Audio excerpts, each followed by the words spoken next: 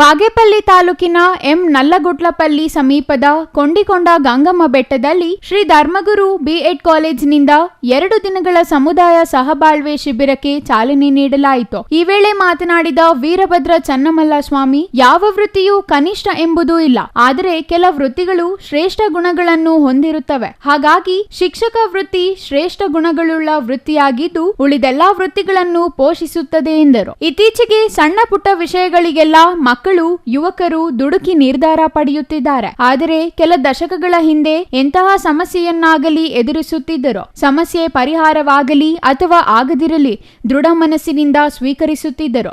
ಆದರೆ ಈಗಿನ ಪರಿಸ್ಥಿತಿ ಭಿನ್ನವಾಗಿದ್ದು ಆತ್ಮಹತ್ಯೆಯಂತಹ ನಿರ್ಧಾರಗಳನ್ನು ಪಡೆಯುತ್ತಿದ್ದಾರೆ. ಇಂತಹ ದುರ್ಬಲ ಮನಸ್ಸುಗಳನ್ನು ಬದಲಾಯಿಸುವ ಕೆಲಸ ಈಗಿನ ಶಿಕ್ಷಕರು ಮಾಡಬೇಕಿದೆ ಎಂದು ಸ್ವಾಮೀಜಿ ತಿಳಿಸಿದರು. ಇನ್ನೂ ಮೊದಲೇನೆ ಮಕ್ಕಳನ್ನ ಆಧುನಿಕ ಸ್ಪರ್ಧೆಗೆ, ಆಧುನಿಕ ಬದುಕಿಗೆ ತಯಾರು ಮಾಡತಕ್ಕಂಥ ತರಬೇತಿಗಳು, ಇದು ಕ್ರಮಗಳು ಶುರುವಾಗಿದೆ.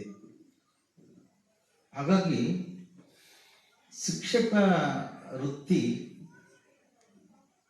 ಅದು ಬರೀ ಶ್ರೇಷ್ಠ ಅಲ್ಲ, ಶ್ರೇಷ್ಠ ವೃತ್ತಿಗಳಿಗೆ ಇಲ್ಲಿ ಶ್ರೇಷ್ಠ ವೃತ್ತಿ ಅದು. ಆದರೆ ಆ ಬಾಲ್ಯದಲ್ಲಿ ಹೇಗಿರುತ್ತೆ, ಮಕ್ಕಳ ಮನಸ್ಸು ಅನ್ನೋದು ಒಂದು ಬಿಳಿ ಹಾಳೆ ಇದ್ದ ಹಾಗೆ, ಅಲ್ಲಿ ಏನು ಇರಲ್ಲ, ಖಾಲಿ ಇರುತ್ತೆ. ಶಿಕ್ಷಕರಾದವರು ಅವರೆಷ್ಟರ ಮಟ್ಟಿಗೆ ಒಂದು ಸ್ಫೂರ್ತಿಯನ್ನ ಮಕ್ಕಳಲ್ಲಿ ತುಂಬುತ್ತಾರೆ.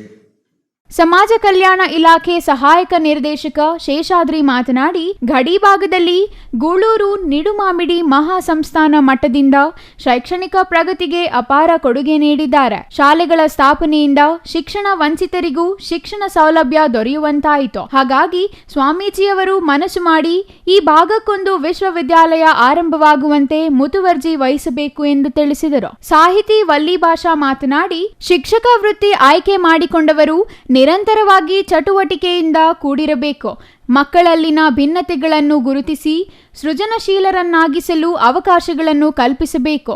ಈ ನಿಟ್ಟಿನಲ್ಲಿ ಶಿಕ್ಷಕನಾದವನು ಸದಾ ಕಲಿಕಾರ್ಥಿಯಾಗಿ ಜ್ಞಾನದಾಹವನ್ನು ಹೊಂದಿರಬೇಕು ಎಂದು ತಿಳಿಸಿದರು. ಇನ್ನು ಈ ಸಂದರ್ಭದಲ್ಲಿ ಬಿಜಿಎಸ್ ಶಾಲೆಯ ಮುಖ್ಯ ಶಿಕ್ಷಕ ಮುನಿರಾಜು, ನಿವೃತ್ತ ಶಿಕ್ಷಕ ರಾಮಕೃಷ್ಣ ರೆಡ್ಡಿ, ಜಾನಪದ ಕಲಾವಿದ ಗೋಪಿನಾಯಕ್, ಧರ್ಮಗುರು ಬಿ.ಎಡ್ ಕಾಲೇಜಿನ ಪ್ರಾಂಶುಪಾಲ ಬಸವರಾಜ ಸಿ ಕೊರಳ್ಳಿ, ಉಪಪ್ರಾಂಶುಪಾಲ ಕೆಎಂ ಲಕ್ಷ್ಮೀನಾರಾಯಣ, ಸಹಾಯಕ ಪ್ರಾಧ್ಯಾಪಕ ಚನ್ನಕೃಷ್ಣ, ಹಾಲೇಶಪ್ಪ, ರವಿಶಂಕರ್, ಅಧೀಕ್ಷಕ ತಿಪ್ಪಣ್ಣ, ನಾಗರಾಜ್ ಮತ್ತಿತರರು ಹಾಜರಿದ್ದರು. Ganesh, CTV news, Bagepalli.